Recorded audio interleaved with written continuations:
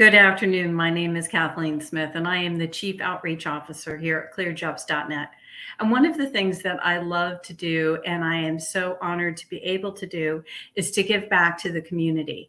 I'm very fortunate to have many opportunities to get involved with great groups throughout our community who are trying to reach out to diverse communities, be inclusive, and make sure that people have an opportunity to learn more about cybersecurity and information security.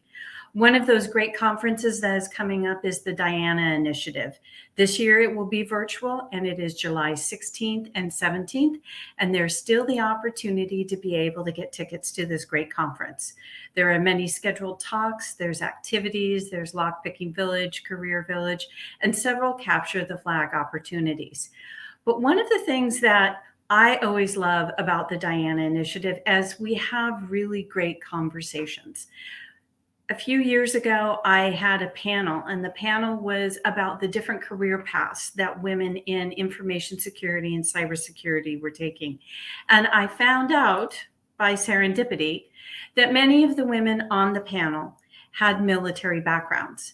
So I really wanted to have a conversation today about if you're looking for a cybersecurity career and you're looking for great education and great experience, maybe it might be something for you to consider to join the military. So I've asked one of my colleagues and someone that we've had a really great conversation with over the last year. One of the benefits of the pandemic is I've been able to participate in many great panels, and I got to meet Maria Thompson last fall, and we've just struck it off. And she was kind enough to take some time out of her day to talk more about her background. So Maria, do you want to tell everyone who you are and a little bit about your background? And then we're going to go more into your military experience. So Maria? Sure, thank you. Thank you, Kathleen. Thank you for having me again. This is such a great opportunity to speak to the ladies out there and tell them about my journey and, see if there's any synergies there. And, hopefully you can learn something from my journey so that you don't have to maybe recreate the wheel as you go through your life journey and your career choices and so on and so forth. So my name is Maria Thompson. Currently, I am working with AWS. I am the cybersecurity lead for state and local government. And this is a recent position that I just accepted. So I'm in day 1, week 4 in. But before I talk about that role, I'm going to talk about my career, where I've been and what led me to this current role that I'm in. So I'll start with my military career. I did 20 years in the Marine Corps. I retired as the Information Assurance Chief for the Marine Corps, or what they call now the Cybersecurity Chief. And I will tell you that I was one of the first 30 Marines when they first started that position, military occupational specialty. When they established that, I was one of the first 30 Marines to get selected for that. I was roughly about 8 to 10 years into my career. I knew that I wanted to do something a little bit different.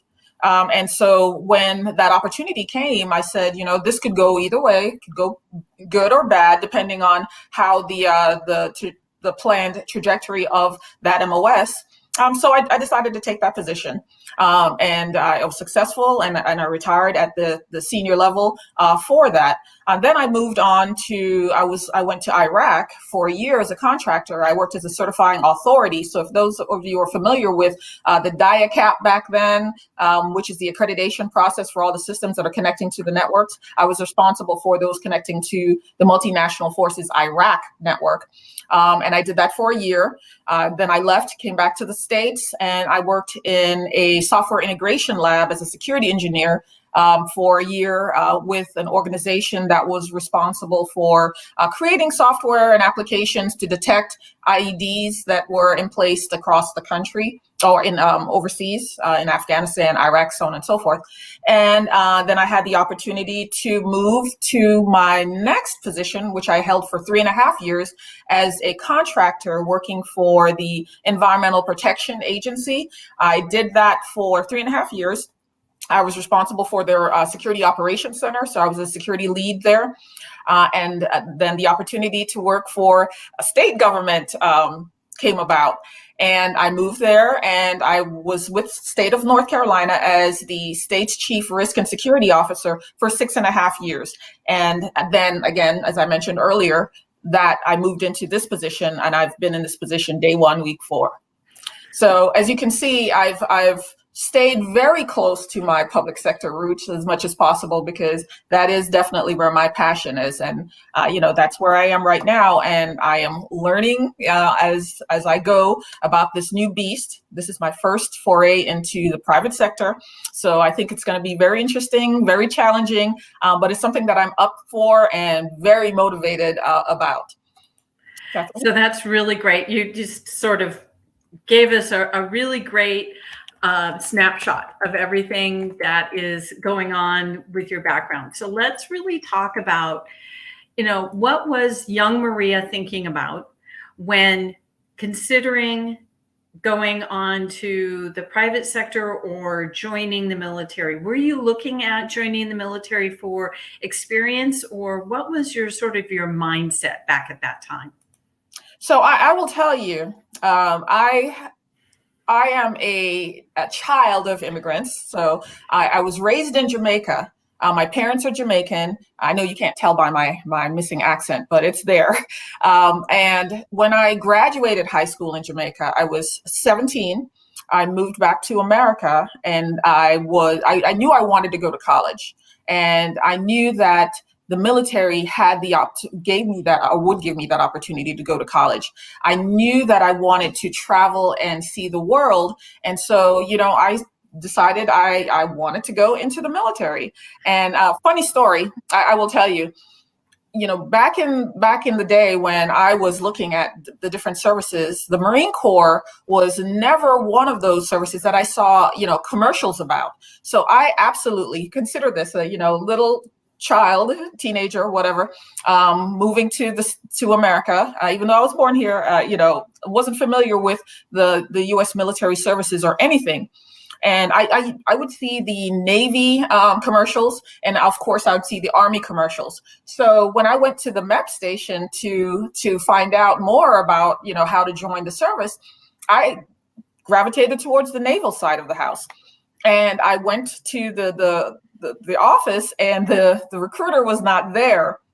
And I was heading out, and I saw this poster on the door, and I said to myself, wow, that looks kind of cool, So then, the recruiter came back. I remember his name to this day.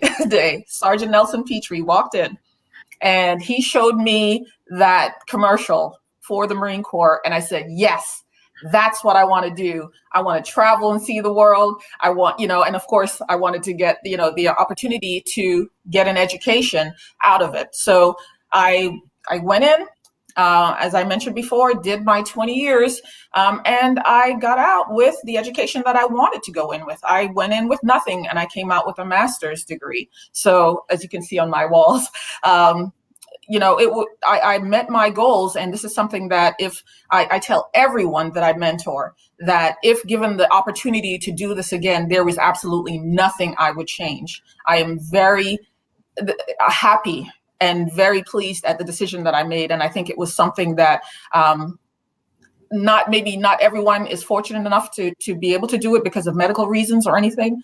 But, this is, to me, retiring from the Marine Corps was the highlight of my career. So let's just sort of expand a little bit more about your career experience, because I think that when I've had many conversations about career trajectories and career paths, many of us sort of think in a silo. And we think that being in the military is maybe just driving a tank, or it's maybe just shooting a gun or something like that. When in actuality, there is so much more in the administration, the training, the technical components. So obviously you went to the military for education, but what were some of the experiences, the career experiences that you learned throughout your military career that you are using now to this day? Well, the first thing that comes to mind, obviously, is, and this is a no-brainer, it's the development of leadership skills. and development of being able to work with individuals as a team. Those are things that, now that I'm out, I can see where my career peers, if you will, that have not had a military experience, they cannot say the same thing. Because there's something missing, and you can generally see that in the way that they approach certain business decisions, those types of things. But to your point, Kathleen, there's so many military occupational specialties that are out there in the different services, that it's mind-boggling. When I came in, I was open what they call I had the option of selecting three jobs that I was interested in. And I remember, and this is 30 years ago, somewhat close to that, I'm dating myself, where I chose communications, audiovisual, and I think legal services. Those were the three that I submitted for, and I lucked out and got communications. And so I started my career in the communications field. But even in the communications field, when you think about that, it's so vast. You had people that were doing mainframes back then. You had people that were field communications, where those are the ones that would deploy out with a tactical unit to provide communication. So you're talking about we call them the wire dogs that would run cable. We have the radio operators, we have the satellite operators. All of those groups, were part of the communication side of the house. As Kathleen, you mentioned administration, there's the admin side of it, human resources side of it. You have logistics side of it. You have folks that are responsible for flying the plane, and and also when you think about people, the units that are deploying overseas, those folks who are responsible for ensuring that the beans, the bullets, and all those logistics type of activities occurred. So there's so much to the military that I wish those who are not familiar with it would just take a look. Talk to the recruiters out there.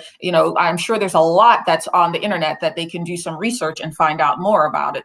So if cybersecurity is not necessarily the role that you want to be in, trust me, the sky's the limit. And it varies in some degree depending on which service that you go into. For example, in the Marine Corps, we don't have our own medical corps.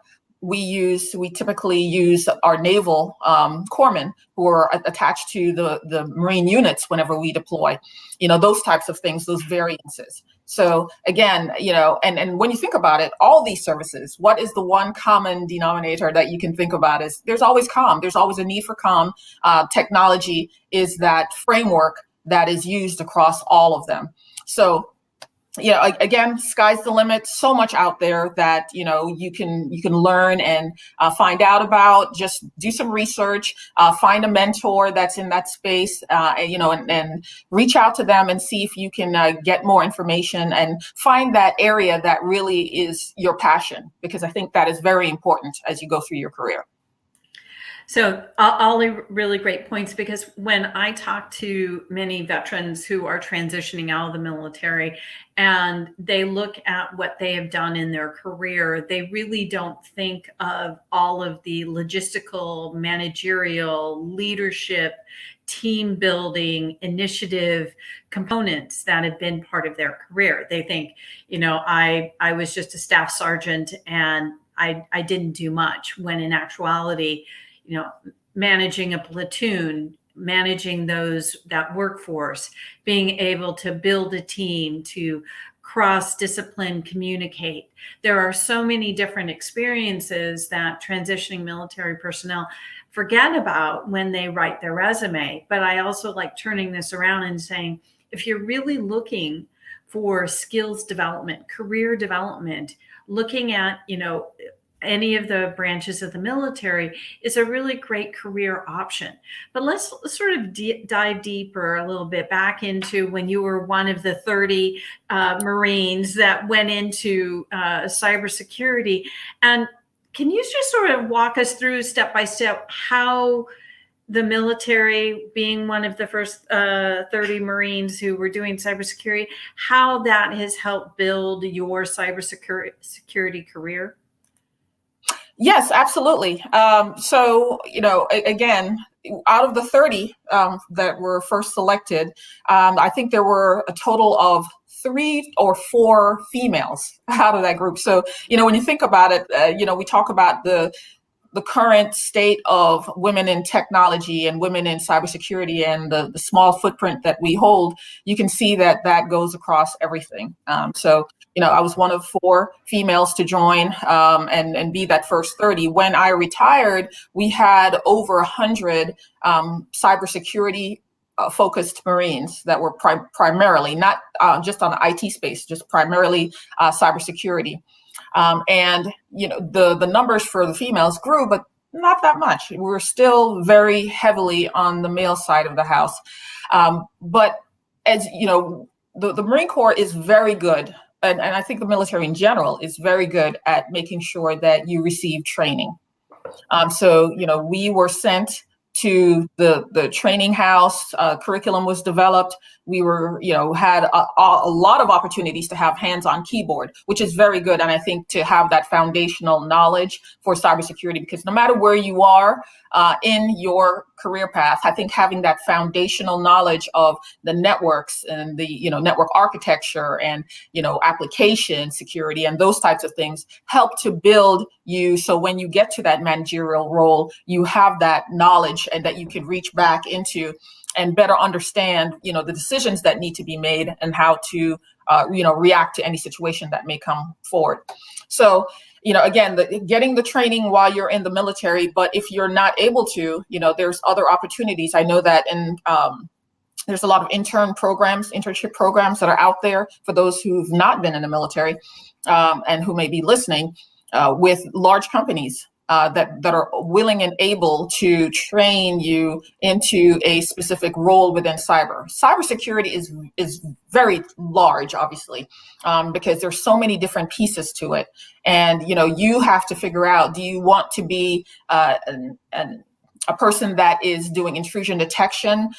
Do you want to be on the vulnerability assessment side of the house? Or, do you want to be the aggressor, the penetration tester? Do you want to be a policy person, a policy development person? Do you want to be in a cyber awareness training, which is very key to, making sure that networks are safe? A lot of times people look at cyber awareness training and they don't take it as seriously as it should, or those people that administer those programs. But when you think about it, when you think that the number one way that the bad guys are getting into our networks is through phishing emails, social engineering and those types of things, and they're getting at our end users, and training is listed, and we know that for a fact is one of the reasons, because the stronger you make that person become that human firewall, the more resistant they are to being attacked.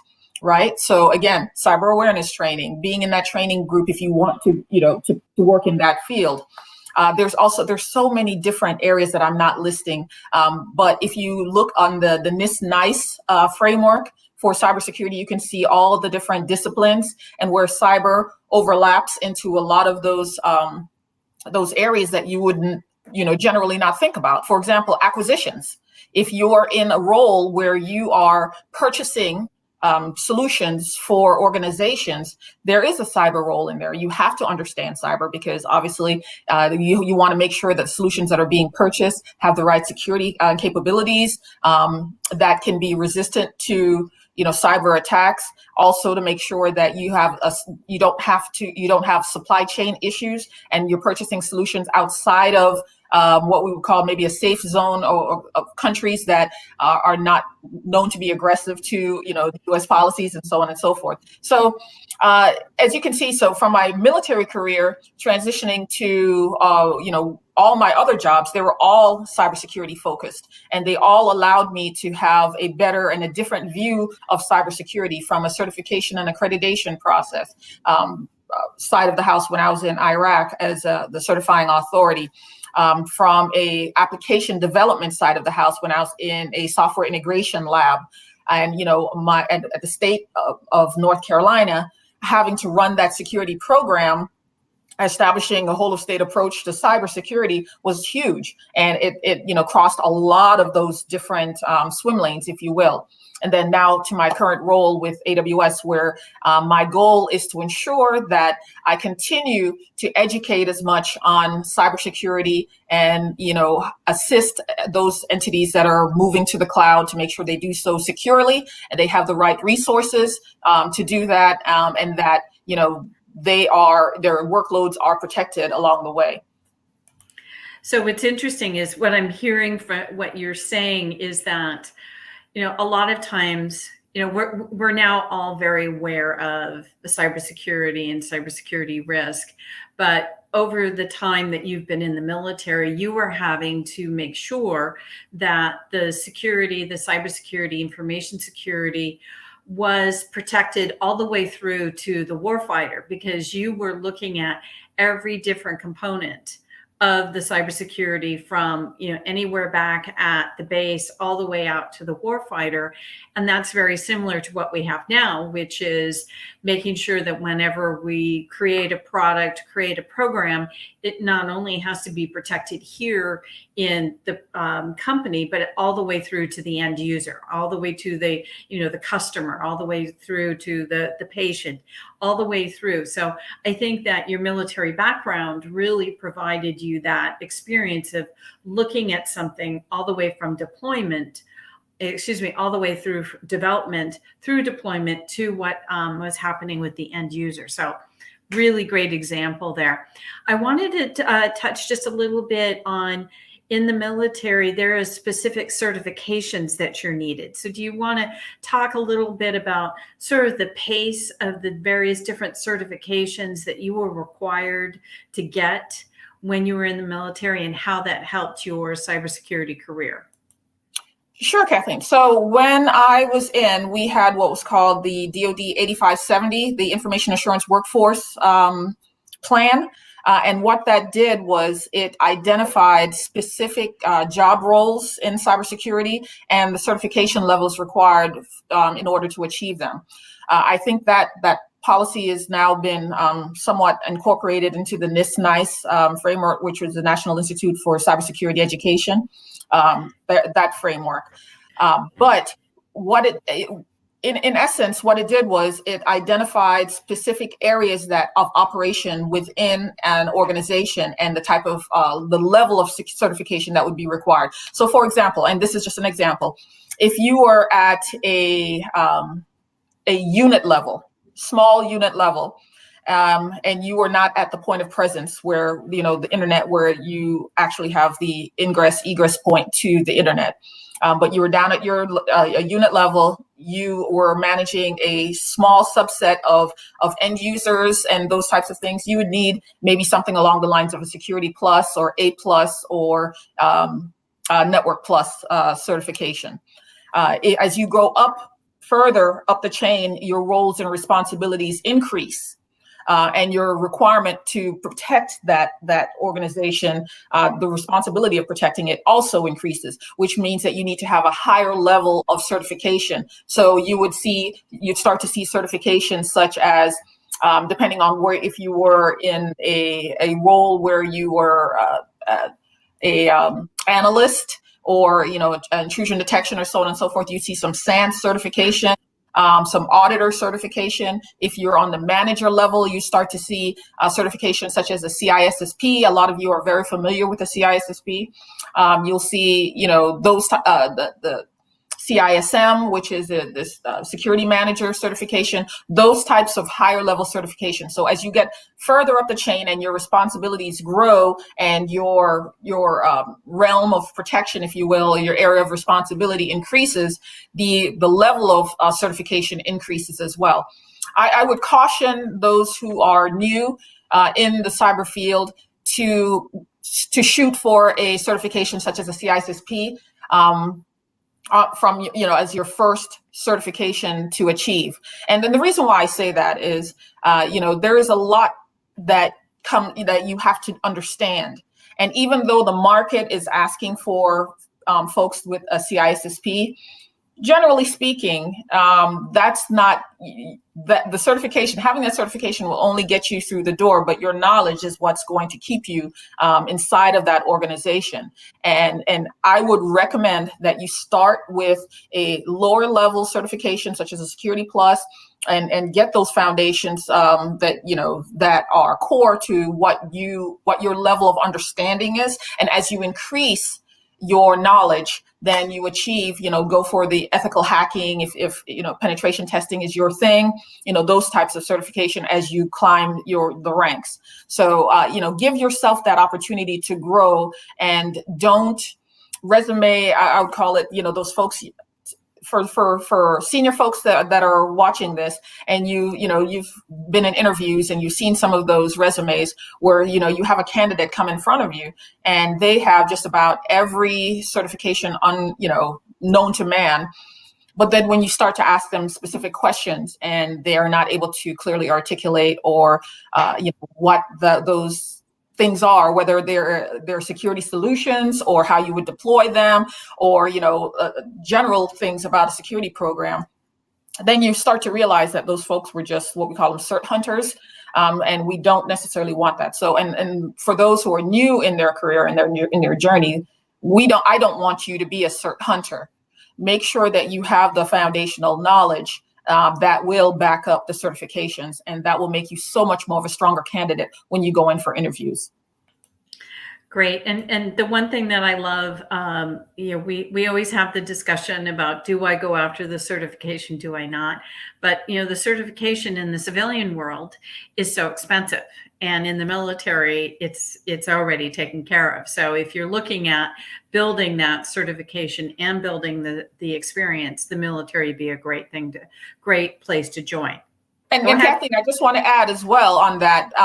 Once you've transitioned out, there's still opportunities to get reimbursed for those certifications once you've, transitioned from the military. So look at the VA benefits that are out there. You are, I believe they allow you up to 2 chances to take a certification. So, whether it's the CISSP or Security Plus or all of those, there's a long list of certifications that the VA will reimburse you for. So don't think that you have to get it when you're in the military, because there's opportunities when you get out as well. Really great point. So we've been talking a lot about all of your really great experiences in the military. What was one thing that surprised you the most about your military career? I think what surprised me the most was I think it was around mid-career was when I realized, and this is not going to be a earth-shattering point here, but I will say is the military sets you up for success. I've always believed that. It tells you specifically what you need to do in order to achieve the next level. Whether it's a first class PFT, whatever the point systems are. If you're taking college courses, you get so many points. If you're expert shooter on the rifle range, you're going to get, so many points towards your promotion. And I think that if as military, veterans or military service members that are in right now, take a look at those things and really chart your career based on them. And I also have to say is, and I was really surprised that, as I followed those paths, I saw that it set me up for success. And this is not, I'm not bragging here, but there were opportunities where there was meritorious promotions that I was up for and those types of things, because I followed the rules and I charted my career based on what the Marine Corps said, you needed to do in order to achieve to the next position. So I think that was my biggest eye opener mid-career was, this is a chess game. I can do this. I make the right moves, and I will achieve what I want, what my personal goals were. Yes, I find that very interesting that when I talk with military personnel who are transitioning out, that they actually are looking for feedback. And I have to tell recruiters when they're talking to veterans that if they don't give them any feedback, if they don't give them those steps to be successful, we're not helping the veteran, because the military does say, here is your next goal. This is what you need to do to reach that goal. We will actually provide you the training to reach that goal. So it's, it's not hand holding, obviously, but it is definitely giving you the steps to success, which would you say that having that sort of training and developing the steps to the next level is something that has helped you once you've left the Marine Corps in being able to craft your own steps? Because I see a lot of people who are in their careers and they just don't know how to visualize the next step. They don't know how to craft the strategy to get to the next step. So is that another benefit that you found in the military? Oh, absolutely. Absolutely. And to your point, Kathleen, what you said, I would actually say you are somewhat protected while you're in the military. And so I remember when I retired, waking up, I think maybe a week or two after my retirement and going, what do I do now? I literally, I had this, this moment of panic where I realized that there was no rule book that said, this is what you need to do in order to get to the next level, and so on and so forth. So then I had to start to go back to what I learned. And I made, in my mind, I made this career path where I said, these are some of the best things, or the steps that I'm going to take. I will always try not to take lateral positions, because they do nothing for your career. I think over time that you will end up stagnating yourself in that area. Never stay too long.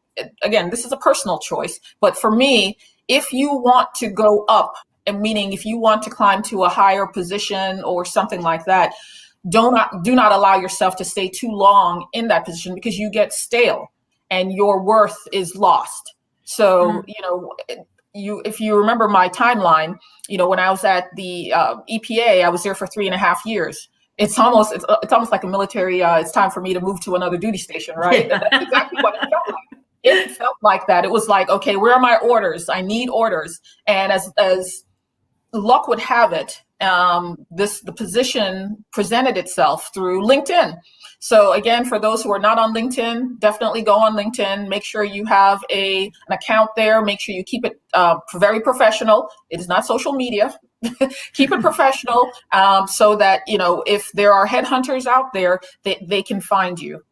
Don't be afraid of that. Make sure you have that out there.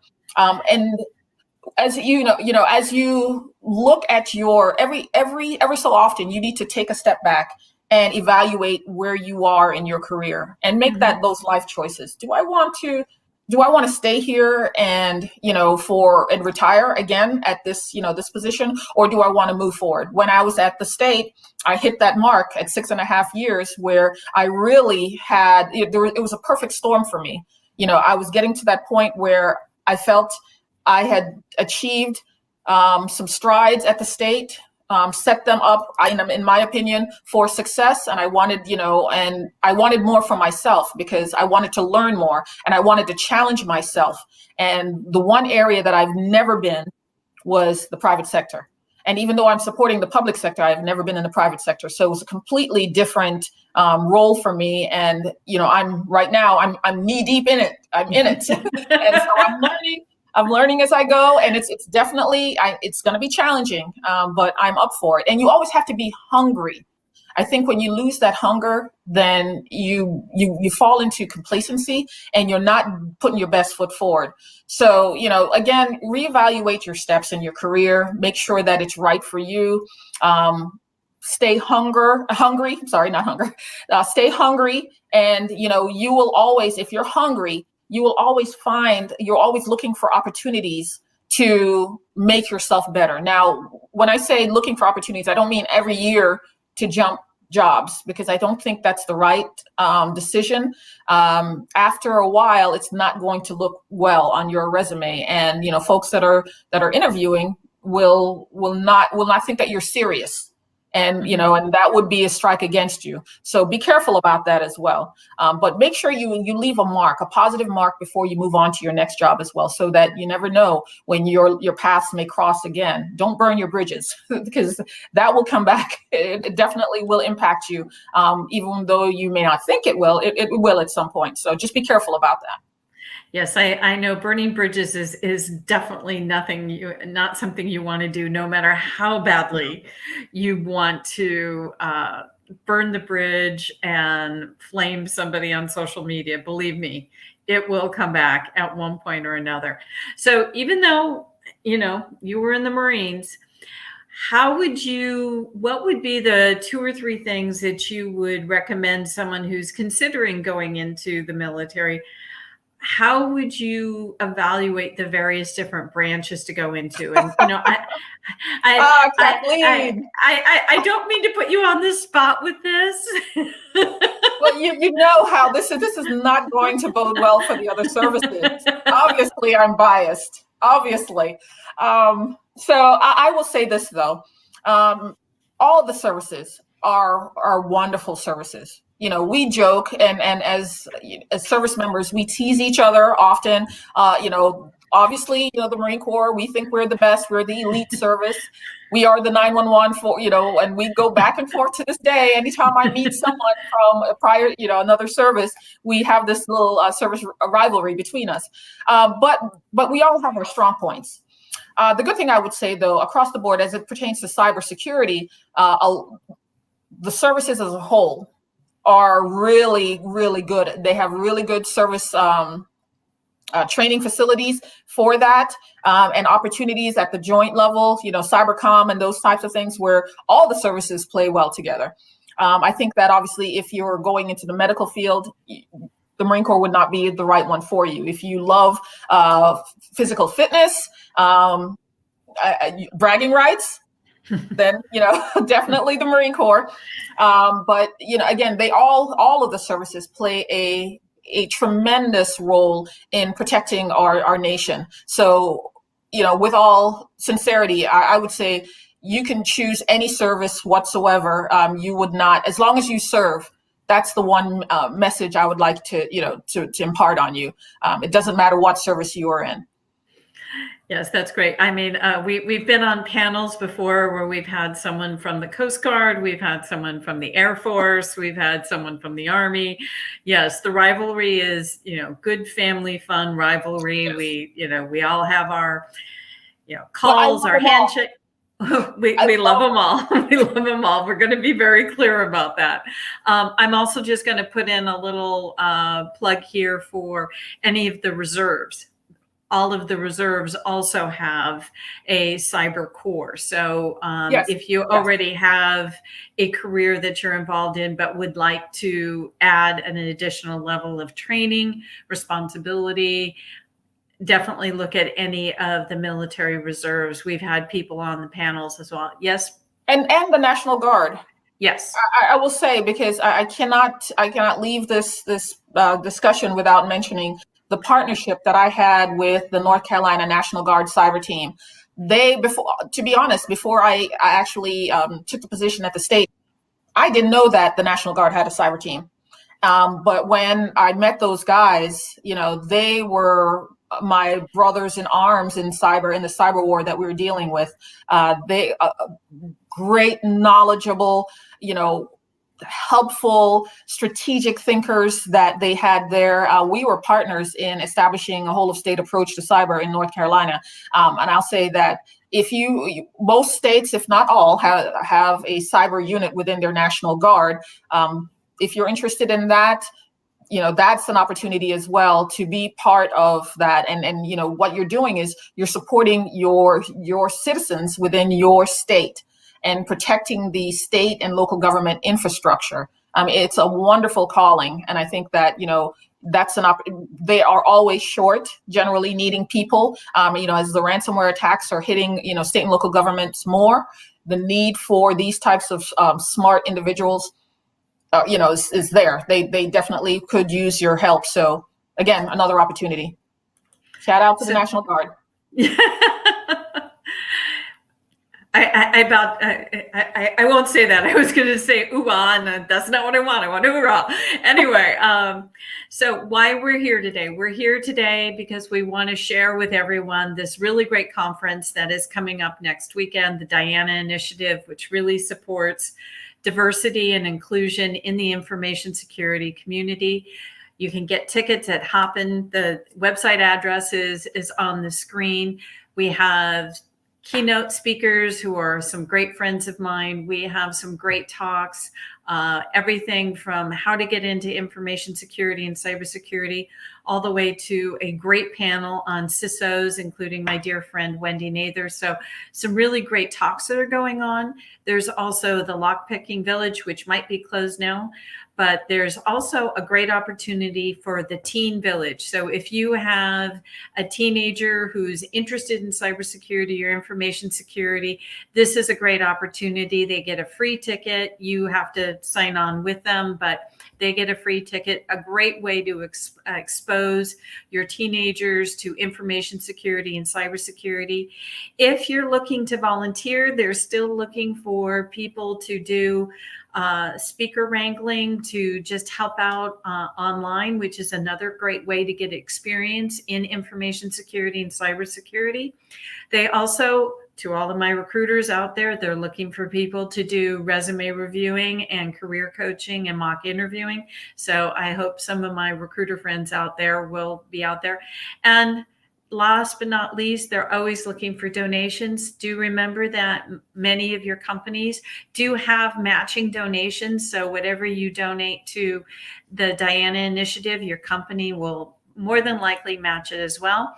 I have to do a shout out to the sponsors, one including being AWS. So I'm really glad that Maria was able to be here and share with the community her wonderful military experience, how that set her up to be successful in cybersecurity, and how she now wants to give back to the community to inspire people to consider going into the military, but at least set yourself up for success in cybersecurity. Maria, thank you so much for your time this afternoon. I really appreciate it. We have a few questions that have come in, but we're going to take care of those offline in email. Have a great day, everyone, and we hope to see you at the Diana Initiative. Thank you.